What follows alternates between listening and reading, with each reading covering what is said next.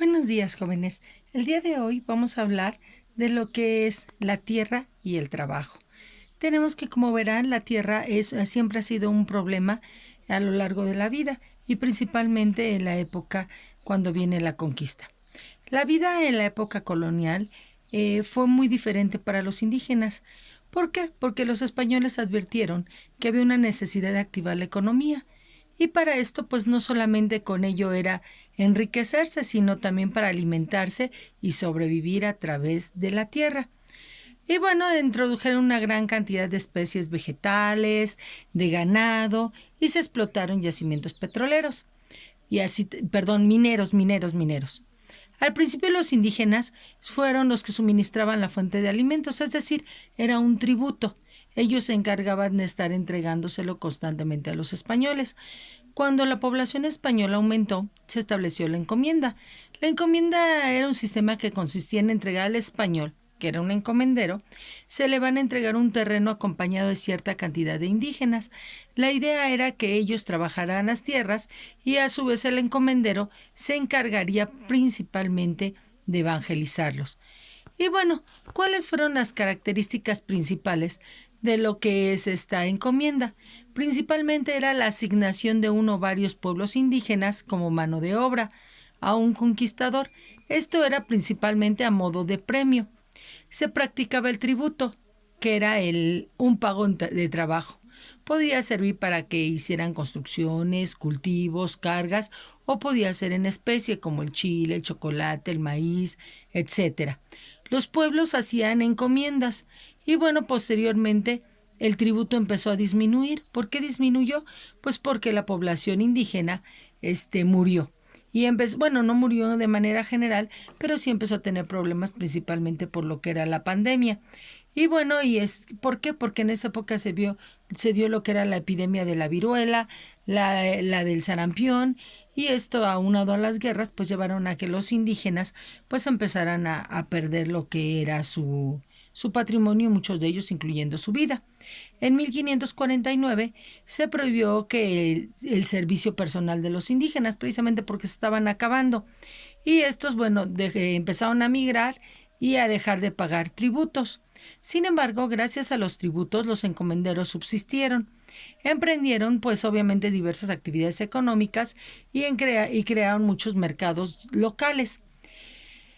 Los encomenderos siempre gozaron de muchos, pero muchos beneficios, pero principalmente era por lo de las tierras.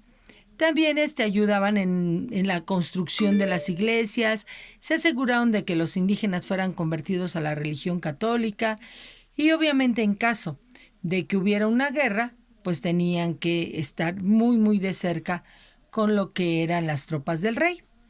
Uno de los personajes importantes en esta época fue Fray Bartolomé de las Casas.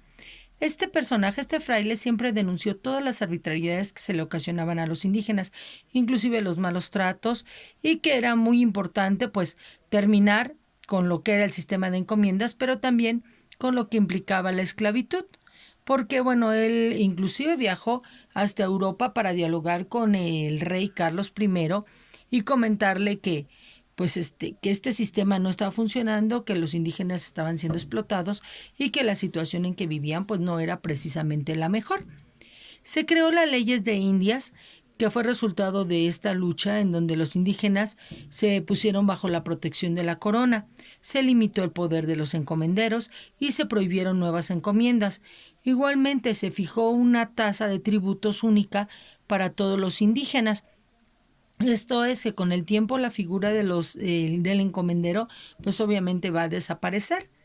Y aunado a eso el virrey va a designar ciertos corregidores o alcaldes que van a controlar lo que es el trabajo de los indígenas. Muchos españoles llegaron a la Nueva España y se convirtieron en agricultores y ganaderos, con el fin de cubrir las necesidades alimentarias de la población que iba en aumento. Y bueno, esto va a permitir que se diera lugar a las llamadas mercedes de tierra o mercedes reales. Estas eran terrenos que se le daban de regalo, que la corona daba de regalo a aquellos que lo solicitaban.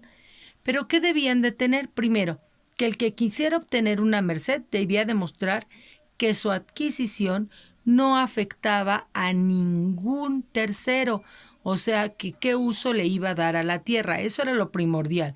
Segundo, que entre esos usos que le iba a dar estaba la agricultura, la ganadería, las caballerías, las minas, o sea, cuál era ese uso que se le iba a dar.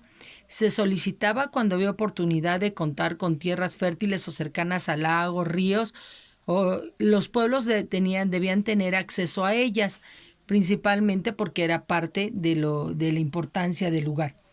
El procedimiento para obtener una merced consistía en solicitar el bien al virrey, quien enviaba a una autoridad a verificar que efectivamente las tierras estuvieran desocupadas. Después se realizaba un mapa del bien solicitado y se enviaba a la capital para que la merced fuera otorgada.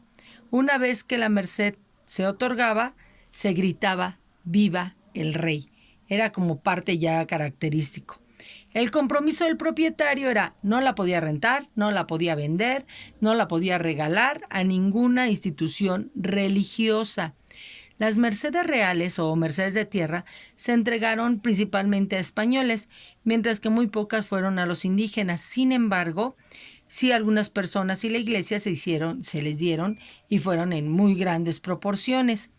Muchas de las encomiendas y mercedes de tierra se fincaron en territorios que eran propiedad de los indígenas, quienes obviamente protestaban porque se les estaba despojando de ellas. Y así consiguieron que algunas de las mercedes, aun cuando se consideraban parte legal de los españoles, se les permitiera vivir a los indígenas y practicar la ganadería. Eran tierras también para actividades agrícolas y donde pues explotaban la mayor parte de los terrenos cultivables. A partir de toda esta acumulación de tierras, a finales del siglo XVI y principios del XVII, nos vamos a encontrar con las primeras haciendas. ¿Qué eran las haciendas? Pues eran unidades agrícolas y ganaderas autosuficientes que requerían de mucha mano de obra para poder trabajar. Pagaban a los trabajadores un salario, aunque este obviamente era muy bajo. Esto atrajo mucho a los mestizos, a la gente de los pueblos de indios, que llegaban a cambio de un salario. Poco a poco esos trabajadores fueron estableciendo su residencia dentro de ellas. Los dueños también abrieron tiendas donde les vendían a los trabajadores maíz, manta, frijol, etcétera, todo lo que eran productos básicos. Y cuando estos no podían pagarlo, entonces los fiaban y se les llevaba una minuciosa cuenta de sus adeudos. Y con el tiempo, obviamente, estos ni siquiera los podían pagar.